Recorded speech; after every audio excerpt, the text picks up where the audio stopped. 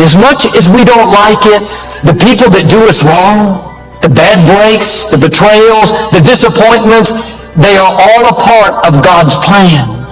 God is not only ordering your steps, He's ordering the steps of those you need to fulfill your destiny. We know God ordered Jesus' steps, but He also ordered Judas's steps. Without Judas betraying Jesus, we wouldn't have salvation. Without Goliath coming against David, David would have never taken the throne. Without my father going to be with the Lord, something that I didn't like, I would have never stepped up to pastor the church. When things run out in your life, instead of complaining, being bitter, keep the right perspective. It had to run out so you can see the best wine, so you can step up to who you were created to be. I have never met anybody who became incredibly successful in any area of their life until they had suffered and sweated and sacrificed and kept their focus and fought through tears and trials and tests. And if you have a dream and you commit to it, it will come to pass. Stop telling your visions to other people because they're not going to see it. Why you think you keep imagining opening a business? Why you keep imagining graduating, getting a better job? Why do you keep imagining buying a house? Why do you keep imagining driving a really nice car? Why do you keep imagining getting rich one day? Why do you keep imagining that? Because God is talking to you. He's showing you something that He has for you. If you decide to be rich today, who's going to stop you? Who? If you decide you want to be rich, all you got to do is start. Why not? Who's going to stop you? Unless you tell it to the wrong person. Mama, listen to me. I'm going to be rich. Anybody rich in this family? Go in there and sit down somewhere. Get yourself a good job. Oh, Mama, you must be right. No, Mama could be wrong. Because what you have in your imagination, God didn't show it to your mama. I'm sorry. He showed it to you. And the only way you can guarantee failure is to be so afraid of failing that you don't try anything at all. With rejection, these people are so afraid that other people will criticize them if they set a big goal, or if people will criticize them when they set a goal and don't accomplish it, they don't set it at all. Now here's the key to the fear of criticism. And the key is very simple. Don't tell anybody. Don't tell anybody. Do it yourself. If you set a goal, write it down quietly, share it with your spouse maybe, but don't tell anybody else. Show people, but don't tell them. That way if you don't accomplish it, it doesn't matter. It's not going to worry about it. And what happens if you don't accomplish it, you just set the weight back, and you set the weight back until eventually you do. And then everybody will turn around and say how lucky you are. But don't tell other people. Now here's the third reason why people don't set goals. They don't know how. You say, well, that's ridiculous. People don't know how. But here's the biggest mistake that we make. It's something that is so important in life, like goal setting. We think we already know how to do it. And I say to my audience, and I've said this for many years, and I say to you, if you really know how to set goals properly, then you must be very wealthy. You must be a very successful person. Because if you're not a very successful person, if you're not doing extremely well in life, then something's wrong with the way you're setting goals. Because people who become accomplished, skilled goal setters inevitably accomplish an enormous amount in life. The great majority of people haven't been taught, and the great tragedy is that the great majority of people think they already know, so they don't try to learn. And finally, the last reason why people don't set goals is they don't understand the importance of goal setting.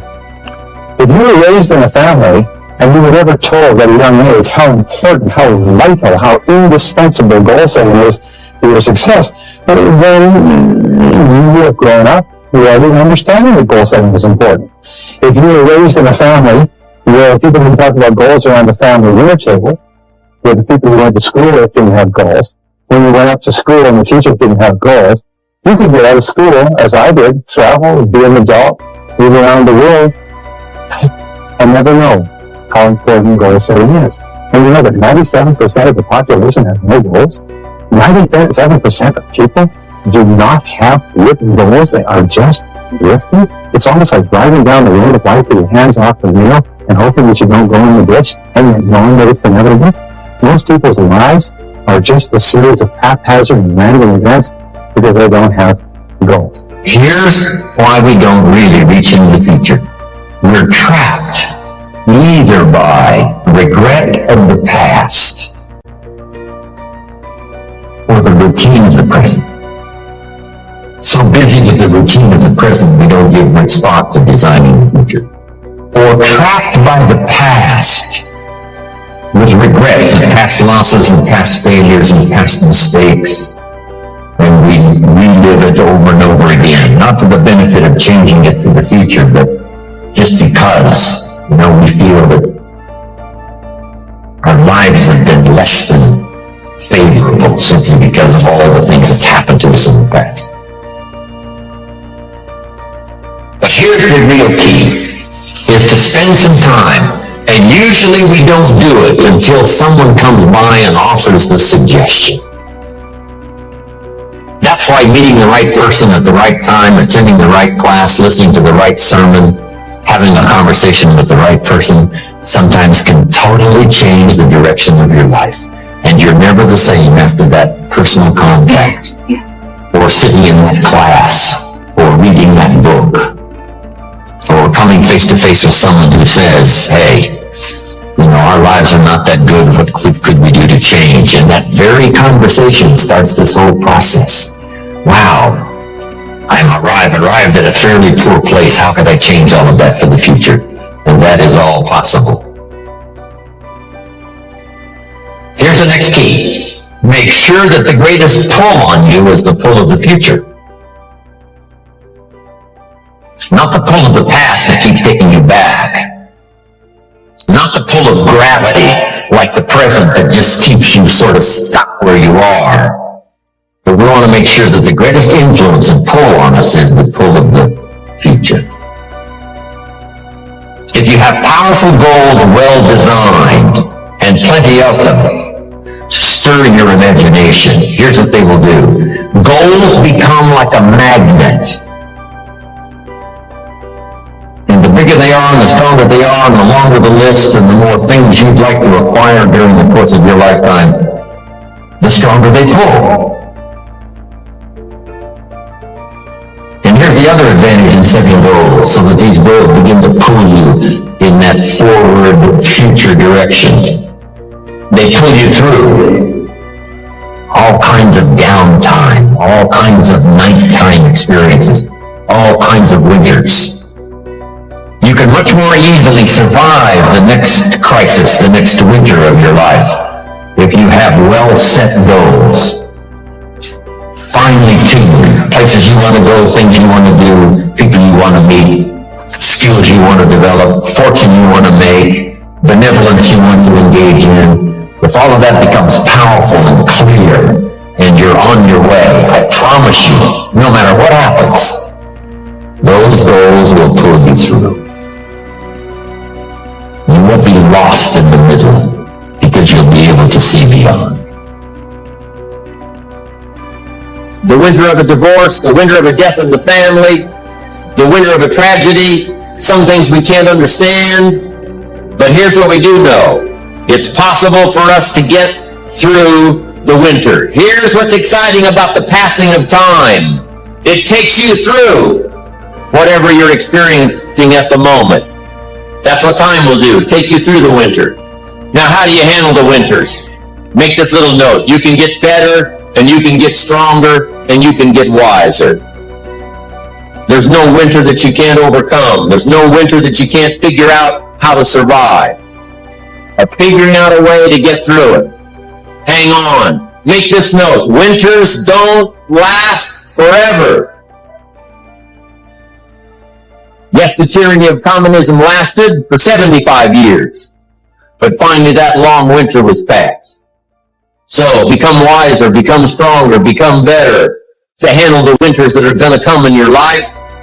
With self-esteem bursting out all over, with the skills you're going to develop, you're going to be able to handle whatever comes your way. I promise you that. Sometimes the winter seems long. The night seems like it'll never pass, but sure enough, eventually, the night has to give way to the day. Winter has to give way to the spring. The difficult time has to give way to opportunity. The recession has to give way, finally, to the progression, to the expansion. The long night is past, and opportunity is here. Spring always comes. Just hang in there when the night is long. Hang in there when it's dark. Hang in there when you can't figure it out. And your spring will surely come. Here's a good phrase to note. Negative is normal. It's not successful, but it's normal. It's part of life. And here's the next key, in my opinion. You must learn to handle the negative. Don't ignore it. Handle it. You don't have to live in it. You don't have to dwell on it. But you do have to handle it, my opinion. I know some people teach, just turn your head real quick and say, there's no weeds, there's no weeds, there's no weeds. They'll take your garden. So you've got to handle the negative. Here's what part of it is. It's called the great war between good and evil.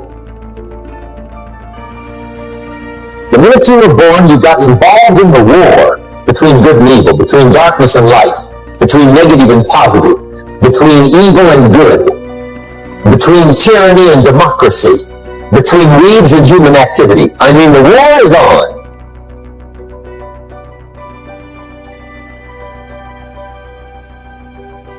In the absence of light, guess what's automatic? Darkness. If good does not arouse itself and become active, guess what moves in? Evil. It's a war. A mental war, a physical war, a financial war, between enterprise and ease, between accomplishment and failure. It's a war.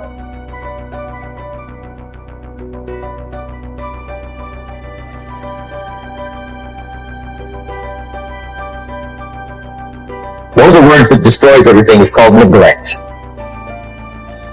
Neglect. And I found this out. A week of neglect could cost you a year of repair. It isn't worth it. Now there's two kinds of people to learn from. One is failures. It's too bad failures don't give seminars, right? That would be valuable. Bring your notebook. Have them tell you how they lost it all and threw it all away, threw their health away and threw their friendships away and things didn't work out well. That would be valuable. But now then we must also learn from positive, people that have done well. They've got the health, and so we ask them, how did you become so healthy? They've got the skills, so we ask them, how did you become this skillful? They've got the income, so we ask them, how did you get here in such a short period of time? So now here's what's important in personal development. In learning from other people, we learn, number one, by observation.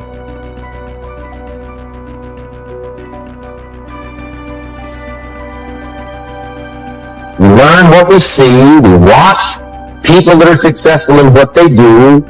In sports, we watch their disciplines. In business, we watch their disciplines. By observation, what we can see.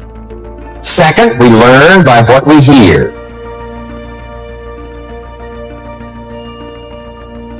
I've got some of my lectures on cassette tapes, so you take them with you wherever you go. And learn by listening. Turn your car into a mobile classroom and listen. And then listen to the sermon on Sunday morning. Listen to the lecture. Listen to the teacher. Listen to someone who's got something good to say.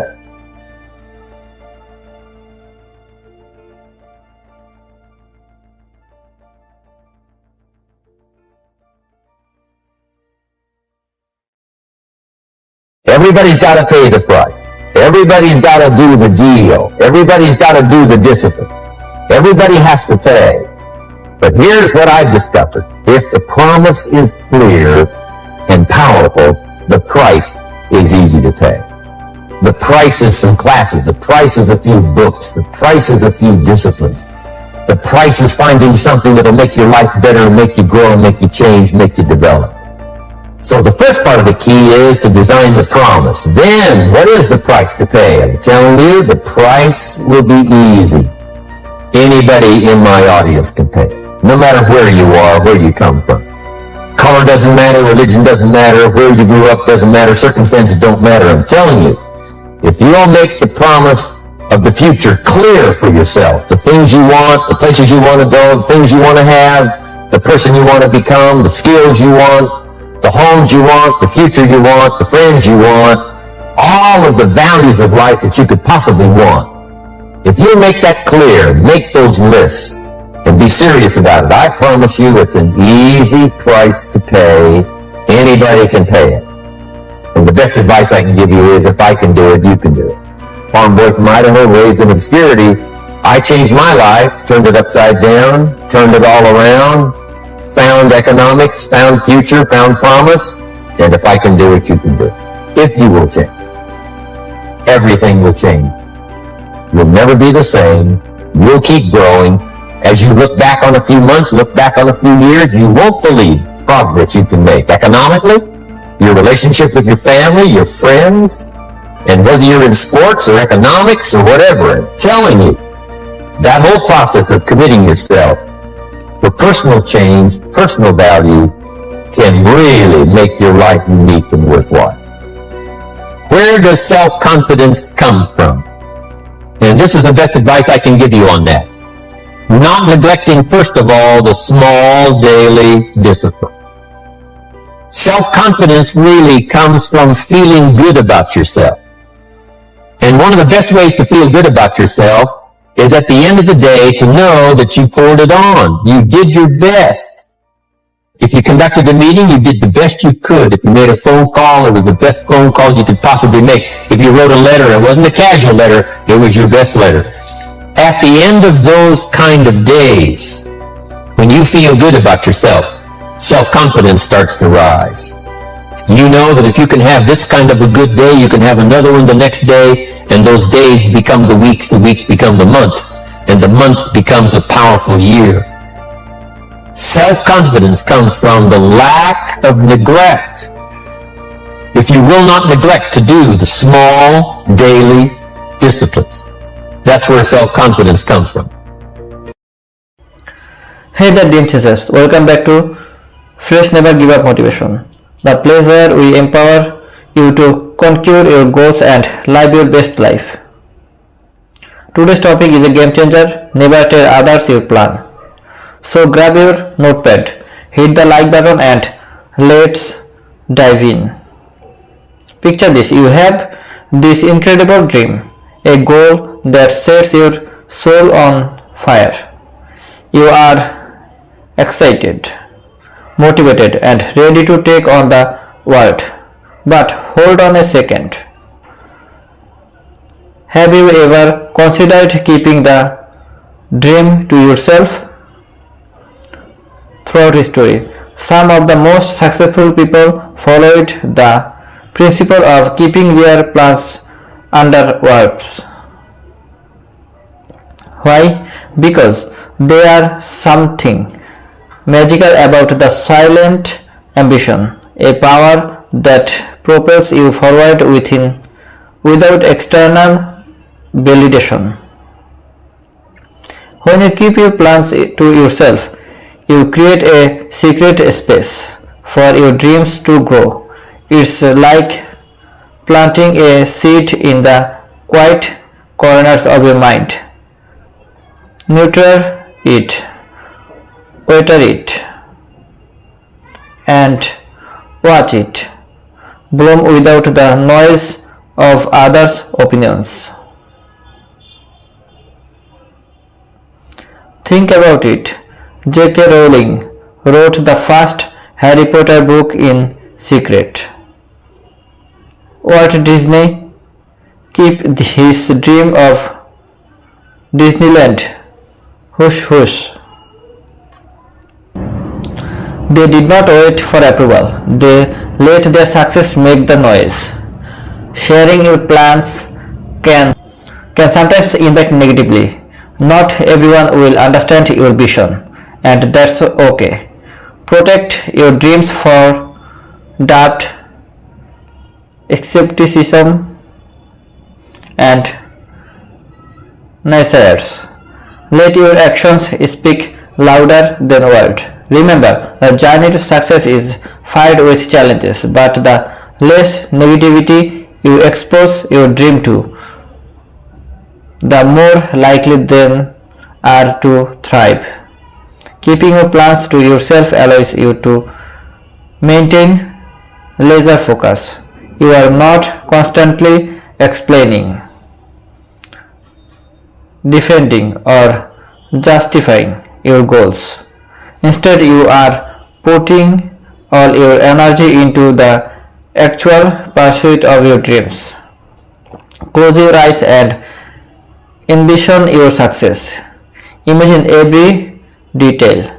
By keeping your dreams private, you create a mental space where your vision becomes clear, your path more defined, and your determination unshakable.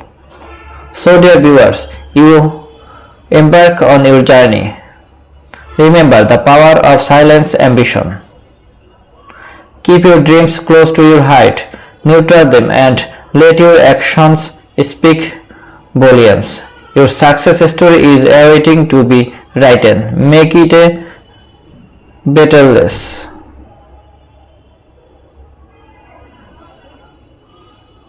Make it a bestseller. If you enjoyed today's video, don't forget to hit the subscribe button, give it a thumbs up, and share it with fellow dreamers. Until next time, keep cashing those dreams and never ever give up.